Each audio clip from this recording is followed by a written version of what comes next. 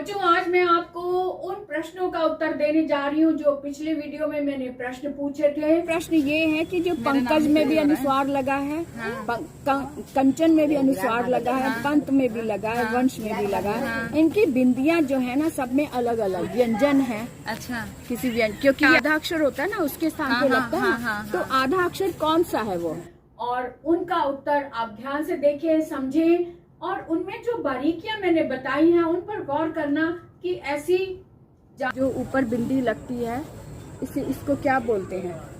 कर रही थी, ये छोटी छोटी सी मिस्टेक्स जो होती है ना, भाषा से दूर ले जाती है। भाषा की गहराई को समझने के लिए उसकी बारीकियां समझना बहुत जरूरी होता है। तो देखते हैं आज की क्लास में। अगर आपने सब्सक्राइब नहीं किया अभी तक तो जल्दी से सब्सक्राइब कर दो, लाइक कर दो, क्योंकि आपको भाषा से संबंधित जानकारियां इसी चैनल पर मिलती हैं। और बने रहें, पूरा वीडियो देखें स्किप किए बगैर, क्योंकि अगर छोटी सी भी जानकारी रह गई तो आप पूरी जानकारी नहीं जान पाएंगे, क्योंकि अधूरा ज्ञान घातक होता है।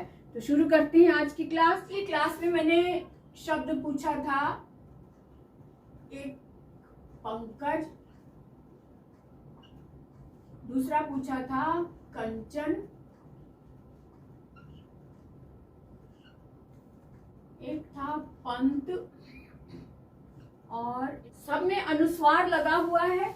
देखने में एक सा है लेकिन सबकी साउंड अलग है, सबकी जो ध्वनि आती है वो डिफरेंट होती है। वो क्यों?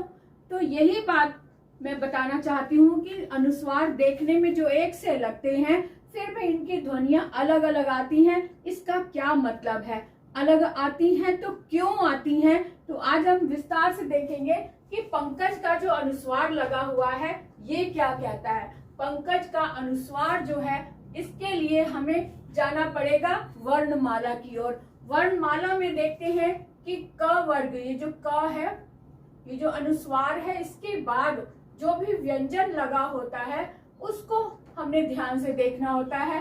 तो क वर्ग को देखिए, क, ख, ग, घ और न। उसके बाद देखो इसमें च वर्ग दिया हुआ है अनुस्वार के बाद, तो इसको भी देख लेते हैं। च, छ, ज, झ और या।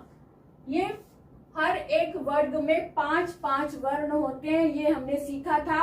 और मैंने आपको बहुत विस्तार से बताया था कि ऐसे 5 वर्ग हैं जिनको हम स्पर्श व्यंजन के अंतर्गत रखते हैं, और हर एक वर्ग में 5-5 वर्ण होते हैं, है ना।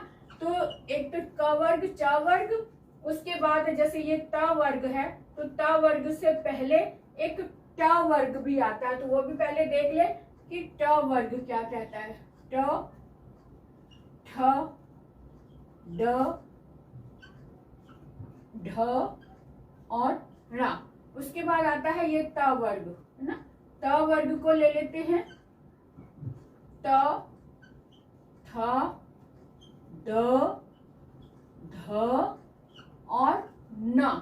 और इसके बाद अंतिम जो है वो है प वर्ग। प, फ,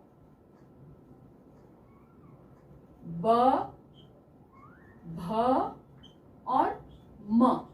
ये 5 वर्ग हैं। पांचों वर्गों को हमने 5-5 वर्णों में बांध दिया है। हर एक वर्ग में 5-5 वर्ण हैं। अब यहाँ अनुस्वार में इसका क्या काम है, अब इसके बारे में जानते हैं कि जब भी कोई अनुस्वार लगा होता है, उसके बाद, अनुस्वार के बाद अगर जो भी व्यंजन आया है, उस व्यंजन के वर्ग को हम देखेंगे कि कौन से वर्ग में से ये व्यंजन आया है। तो क है तो यानी क वर्ग में से आया है। तो क वर्ग का 5वां वर्ण कौन सा है ये देखेंगे। तो 5वां वर्ण ङ है, तो यानी कि जो अनुस्वार आया है ये ङ के स्थान पर आया है। और अगर हम इस अनुस्वार को नहीं लिखते तब हम इसको कैसे लिखेंगे? तब हम इसको इस तरह से लिखेंगे, ङ, पंग, क, इस तरह से लिखेंगे, क्योंकि ये अनुस्वार तभी लगता है जब ये व्यंजन आधा होता है। और आधे व्यंजन ये जो पांचवें वर्ण होते हैं ये नासिक्य भी होते हैं।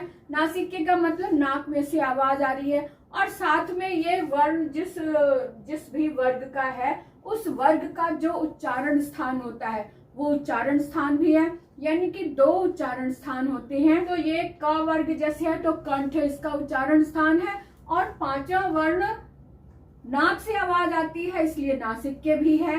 तो 5वें वर्ण जो है, हर एक वर्ग के 5वें वर्ण नासिक्य भी होते हैं, और अगर ये आधे आए हैं तो उनको अनुस्वार के रूप में लगाया जाता है, और इसकी आवाज नाक से आती है। पंकज कंठ से भी आ रही है और साथ में नाक से भी आ रही है, तो इसको इस तरह से लिखेंगे पंकज। ठीक है, अब कंचन का देख लेते हैं। अनुस्वार के बाद च आ रहा है, तो च यानी च वर्ग है, तो च छ ज झ या, तो इसका 5वां वर्ण ये है। तो यानी अनुस्वार के स्थान पर अगर हम कंचन लिखें तो इस तरह से लिखेंगे, ऐसे कंचन, ये है। अब उसके बाद देखो पंत, त वर्ग आया है, अनुस्वार के बाद त वर्ग आया है, तो त थ द ध न, तो ये न आ जाएगा। तो यानी इसको हम अगर अनुस्वार हटाएंगे तब इसको ऐसे लिखेंगे।